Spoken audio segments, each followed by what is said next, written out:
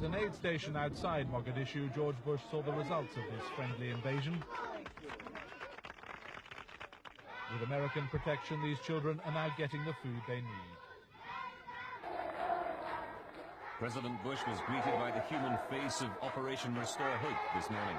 In Baydhabo, hundreds of young Somalis orphaned by war and famine reached forward to greet him, to thank him for... The capital, Mogadishu, provided the last setting for the president's two-day visit. It was where the operation began, where most of the soldiers are still based. It was also where, on New Year's Eve, the heaviest fighting broke out since the troops arrived. The saboteurs of Siad Barre, those who we have removed from the power, they want it again.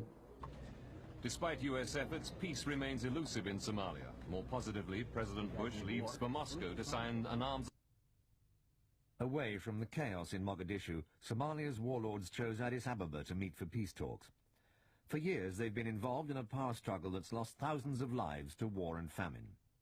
The UN Secretary-General issued a warning.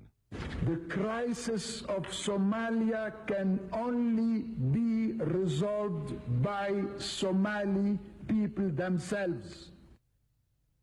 But few international observers attending this conference hold any serious hope that the meeting really heralds the start of a new future for the